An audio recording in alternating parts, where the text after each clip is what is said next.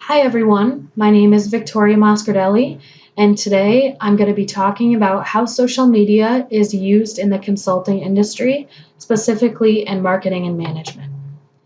The agenda today will be covering several things from how consulting firms use social media to how any company can use it to their advantage. I will also discuss a little on how I will utilize social media in my future career. Social media is a great tool that a lot of companies dismiss because they don't know how to properly utilize it. Most companies are not using social media to the advantages that they offer, but still 72% of companies are using social technologies in some way or another. Consulting firms are spending less and less money on social media services. A 2011 study by the Bloom Group shows that firms' budgets for social media platforms are getting smaller every year. Traditional marketing tactics are still using about 82% of consulting firms' budgets. These tactics are mostly offline.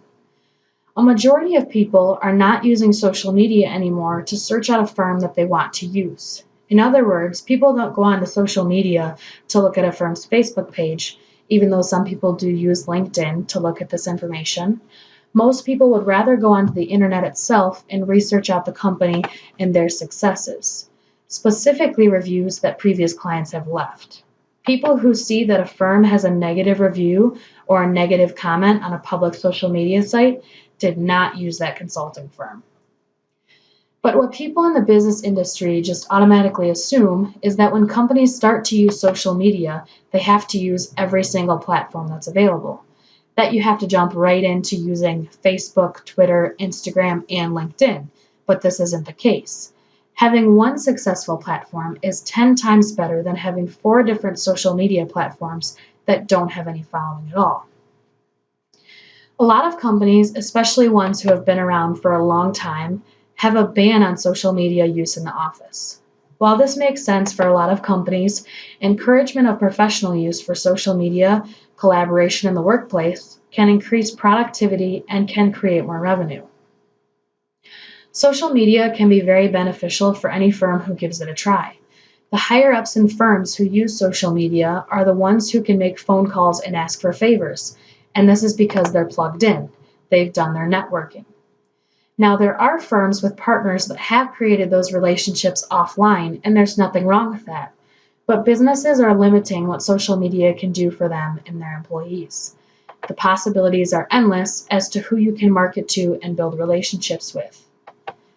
The normal practices within a business can become more innovative and can change into something that works more effectively if companies would use the tools that come with the technologically advanced time that we are in.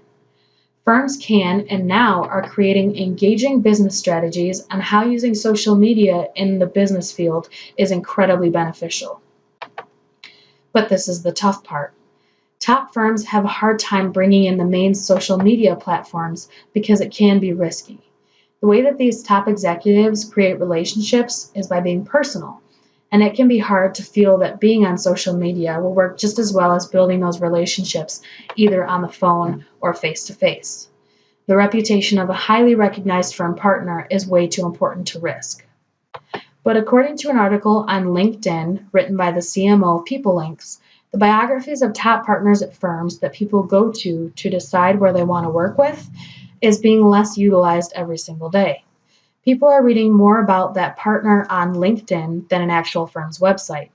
And maybe it's because they can relate to someone who has a social media account, or it's that they can seem like a person and not just a rambling biography that they had to write to put on the firm's website. Or maybe it's the fact that social media is really working its way up in the business industry, even in the places where it's slow to adapt. Another difficult part can be confidentiality. It plays a major role in some business settings. And not only is it hard for a high-paced top partner to sit down and update their LinkedIn profile, but confidentiality is a huge factor in why social media isn't exactly their top priority in their daily lives. If a partner, or anyone for that matter, were to break confidentiality even in the slightest bit, it would cause a huge problem for that partner and their firm's reputation, and not to mention possible legal ramifications.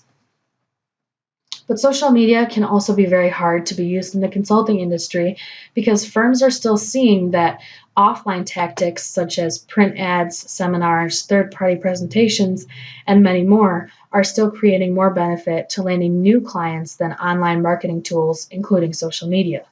So now you're thinking, what can we do to maybe make that number more half and half instead of using all of our marketing budgets on the same marketing tools? Well, let me tell you. Training your consultants to properly use social media for the firm and respond and interact with it can be very beneficial. This will give your consultants the freedom to be a part of the firm's social media page and to create value.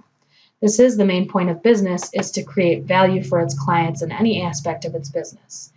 If you can show your clients that you can create value for them in a marketing tool, then they can see that you can adapt to new things and provide value for them in any case. Also, giving your consultants freedom to use social media will create unique content and make it seem that not every post is coming from a robot. Different personalities will create different content. Suggest a bigger budget for social media use. No company has completely nailed down the exact things that companies should and should not post on their social media platforms. Learning how your followers respond to certain information takes time and analytical data to be truly successful. Offering a bigger budget for this area of marketing may seem pointless for a little while, but social media following doesn't happen overnight. It takes time. Hire an employee that has expertise or experience in social media and make that their only priority. Giving one person the main goal of creating a bigger following, posting content, and creating analytical data will speed the process along. This way, one person is in charge of a bigger chunk of the social media platforms that the firms use. Whether I go into consulting like I plan or not, wherever I end up in my career, I will always strive to be a leader by innovating new ways that my company can utilize social media in the most effective and safest way. Using what I've learned in my degree, job experiences, and life experiences to really make it beneficial to my company. Then always keep innovating by improving what the company already does and making it better every day. And to never accept that where we are is where we have to stay. Here's a list of my sources that I use to compile the information in this presentation. Feel free to copy and paste any article URL into your web browser to read the full article. Today we talked about how consulting firms use social media, what they can do to improve overall use of social media in the office, and talked a little bit about how I want to utilize social media in my future. Thank you for taking the time to watch my presentation. I hope you enjoyed it.